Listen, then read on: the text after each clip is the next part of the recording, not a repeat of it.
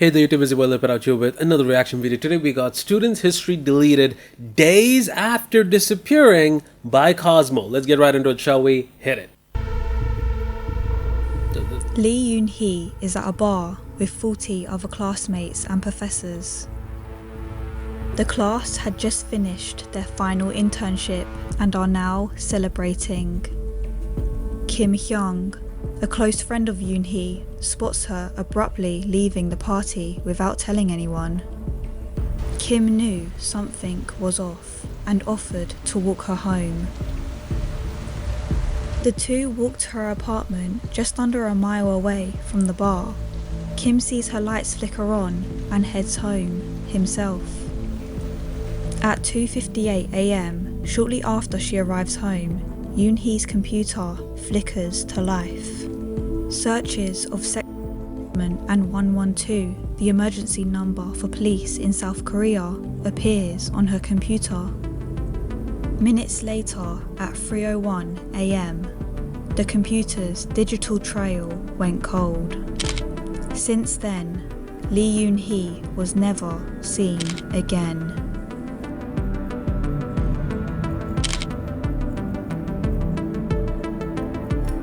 I mean, if you left a bar, had someone dropping you off, and then you access the computer and you searched for what you did search, and then the computer goes cold, most likely, I think anyone with an intuitive guess would be someone broke into the apartment, probably.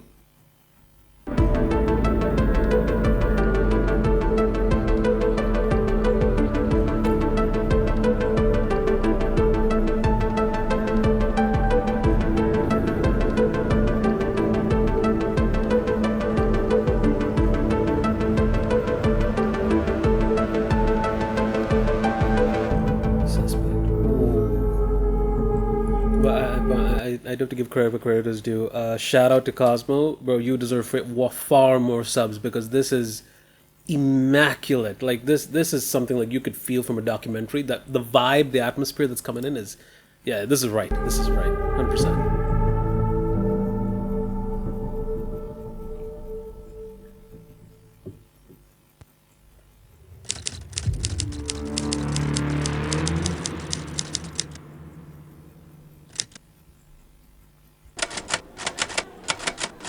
Oh shit, this is 18 years ago, okay. Lee Yoon-hee is an undergraduate who studies at John Burke National University of Veterinary and Medicine. Oh, okay. She's only one semester away from graduating and is preparing for her final exams. To maintain financial stability while studying, Yoon-hee tutors children in her spare time. One night on June 2nd, Yoon-hee was walking home after a tutoring session when two men on motorbikes sped past her and snatched her handbag. Wow.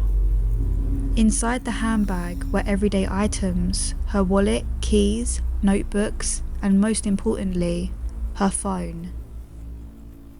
Okay.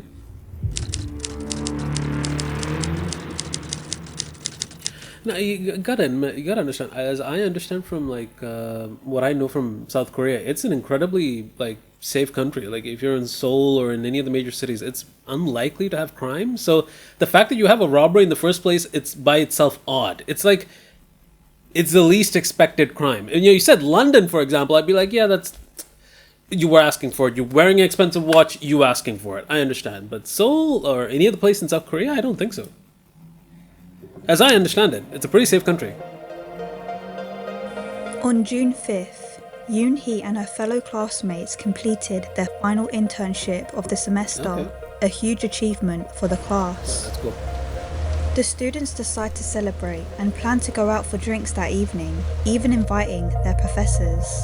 The night started in a karaoke bar and everything was going smoothly. A video recorded shows Yoon-hee, who appears to be enjoying the party. Oh shit, that's right. This is 2006. This is before the first iPhone. So I can imagine the fact that you even getting a video recording from back then is wild. Okay, wow. Digital camera maybe?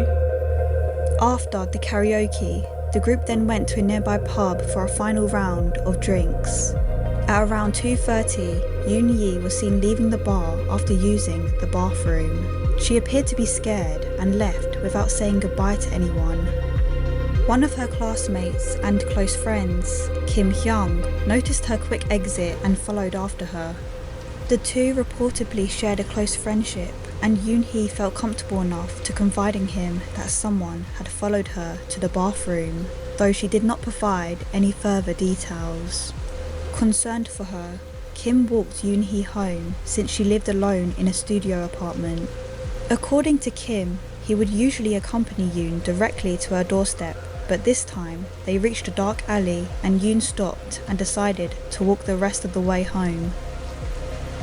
He then walked back to the university, and from there he saw the lights on her apartment flicker on. Knowing she made it home safely, he walked back to his own apartment. I have to mention the wording the wording that's used there, as I understand it, was Kim said that. So basically, you have the word of the person who was following the victim home, and then the only person who can confirm the story is that man, is that person. And he's saying, oh yeah, she walked the rest of the way down this dark alleyway home. No offense, but that is suspect number 1. 100%. Like, there is no way you're ignoring that. Like, and look, it's such a slippery slope to stand on, but I still think it's kind of weird. Like, you don't have anyone else to back up that story. I don't know, so I'm gonna let the thing play out. 100%. I'm gonna let the video play out. But in my opinion, Kim kind of sus. Kim really kind of acting sus. Just by being there, he's sus. On June 6th, nobody had heard from Yoon Hee. Many friends assumed she was simply busy. After all, June 6th was a holiday in South Korea, and Yoon Hee still had no phone to contact friends. Okay. When June 7th went by and Yoon Hee didn't show up for her classes, her friends suspected something was up. It was unusual for Yoon Hee to miss all her classes that day, as she was known for working really hard and never missing a class before. It was reported her friend Kim and Minji went to her apartment and knocked on her door, but on each occasion, after knocking on the door, no one answered. However, the next day, on June 8th, when Yoon Hee failed to turn up to plans she had made with her friends, 4 of her friends, including Kim and Minji, went to her apartment and knocked on her door again. They were greeted, but not by Yoon Hee, rather her desperate dogs barking for help. They called Yoon Hee's sister, who told them that she hadn't contacted her family or returned to her hometown. That's when the group of friends decided to call the police. No. See, this isn't helping your case at all, Kim, because every single time they've had people come in and check up on her, you were also there, and then you didn't ask anything sus. You kind of knew that she went alone into her home that day. You didn't say anything at all. Man, I am sorry. That is... I'm going to let it play out, but... oh, come on. When the police got the door open, her room was in a mess and her dogs were laying on the floor, starving. The room appeared to have been abandoned for several days. Police found a dried bouquet of flowers that had been hanging on the wall, lying on the floor. They also found her backpack, which she had taken to the party that night, indicating she did indeed return home on June 6th. Despite the state of the apartment, the Korean police did not suspect foul play. Having no signs of a forced entry, the police completely dismissed the report, assuming that Yoon Hee would return home in a few days. In 2006, the Korean police had a poor reputation for their investigative efforts, and they certainly failed Yoon Hee on this occasion. Her 4 classmates found the police unuseful, so they took matters into their own hands, contacting Yoon's family to confirm if she was with them. They knew it was very unlike Yoon Hee to abandon her dogs without food or water. After all, she aspires to become a veterinarian. Right. Her friends noted that she recently expressed concerns about being followed, which made the lack of proper investigation even more concerning. Despite these red flags, the police still seem to dismiss the urgency of the situation, leaving her friends and family increasingly worried.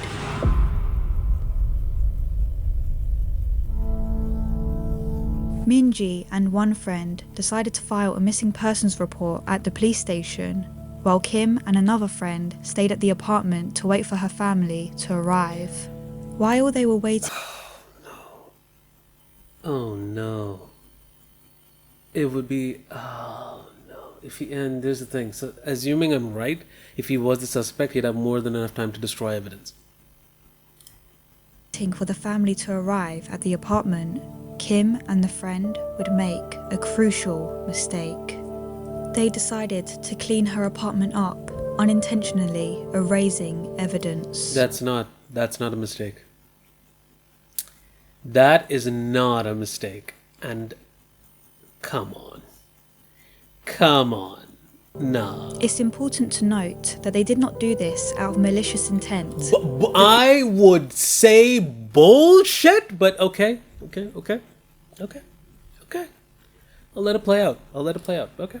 Police didn't consider the room as a crime scene, so the friends cleaned the apartment out of respect to avoid embarrassing Yoon-hee's family before they arrived. What do you mean embarrassing the family? The family is missing their daughter. They're not worried about being embarrassed. They're scared for her safety. What are you on about? While Yoon-hee's family was at her apartment, they noticed two things that were missing: a hammer and a tea table. When the police finally launched an investigation, they discovered Yoon-hee's computer active on the day she went missing from 2:59 a.m. to 3:02 a.m. with concerning searches containing 112 and SA. At 4:21 a.m., almost an hour and a half later, the computer was turned off by someone. No one knows if it was Yoon-hee or someone else who turned off the computer, but Yoon-hee did have a habit of keeping her computer running, sometimes all day, even if she didn't use it.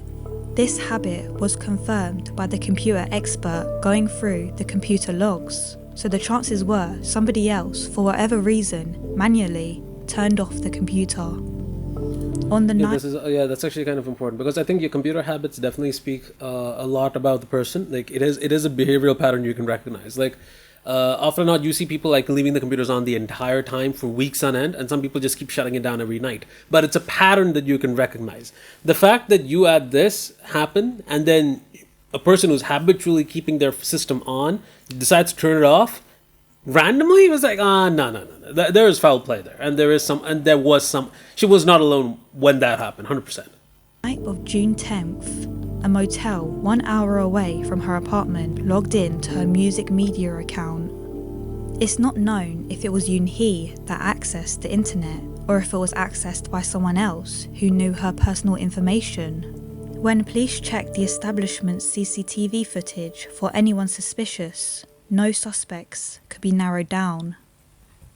The next day, on June 11th, a student on campus found Yoon-hee's notebook next to a computer in the veterinary surgery room. The notebook had been there for around a week, but nobody paid any attention to it until after they learned that Yoon-hee was missing.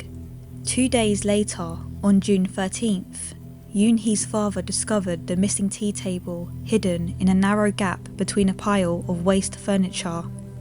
When he investigated closer, he realised all 4 legs of the table seemed to be removed by the screws, meaning someone took the time to manually deconstruct the table.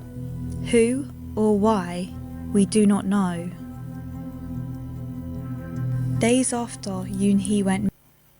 Did he say the notebook was found near a veterinary surgery table? A computer in the veterinary surgery room.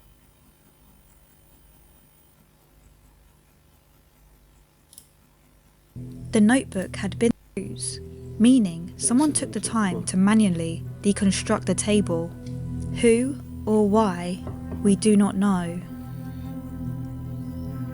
Days after Yoon-hee went missing, police were able to ping her stolen cell phone at the Samsung Hall of Chongbuk National University. This evidence added to the suspicion that the culprit was most likely a student at Chonbuk National University. As the investigation continued, friends and family began to lose hope and questioned if Lee Yoon-hee was even alive. People speculated she was killed, more specifically, incinerated. It was discovered that every week an agency was sent out to the university campus to collect all animal carcasses used during dissection class, so that the carcass can be incinerated. The agency on average collected 40 kilograms of animal remains. Oh, no. However, on June 6th, it was reported they had collected 110 kilograms, almost 3 times the usual 70 amount. kgs? The agency has said, due to company policy, all materials were sealed in containers. They were not allowed to look at what was inside, and everything in the container went straight into the incinerator. This leaves us with the sole question: why was the weight of the collection on June 6th 70 kilograms over the normal weight? I wonder why. The weight was only ever this high when a large animal, like a cow, was sent out. But according to the university records, no cows or large animals were ever put through the incinerator during that period of time. The police kept digging for more information, and it was discovered that Yoon-hee's computer was turned on 2 days after she disappeared. On June 8th at 2:15 p.m, someone snuck inside her apartment and wiped all the records and social media chat logs from June 4th to June 8th. This meant whoever did it knew the door passcode of her room, as there was no evidence of a forced entry. The police formed a task force dedicated to Yoon's disappearance and checked the alibis of all 40 people who attended the graduation on June 5th. 22 people, including Kim, took polygraph tests and all of them passed. There seemed to be no flaws with any of their alibis. Although Kim passed the polygraph test, the police still suspected Kim as the main culprit. 100%. And I'd be like, bro, I would 100% suspect him too. When Kim was investigated, his story went along the lines of, on June 6th at 2:30 a.m, the celebration came to an end. I would usually accompany Yoon directly to her doorstep, but this time we reached a dark alley and Yoon stopped and decided to walk the rest of the way home. I walked back to the university and from outside saw the lights on her apartment room and hallway turn on and went back to my own apartment afterwards, knowing Yoon was safe. When researching deeper, it was also reported Kim had a crush on Yoon-hee. Some people believed he was obsessed over her, gathering a collection of her hair clippings and recording her actions in his journal. Okay, guys, okay. If you have someone who is kind of, doing that, maybe, he might be lying. That's just my opinion, okay? On the other hand, there were other claims that their affection was mutual. Yoon-hee had Kim in her emergency contacts and the pair seemed to be very close friends, going back before the university days. The police searched his house, the clothes he wore that night, and his car, but found nothing strange.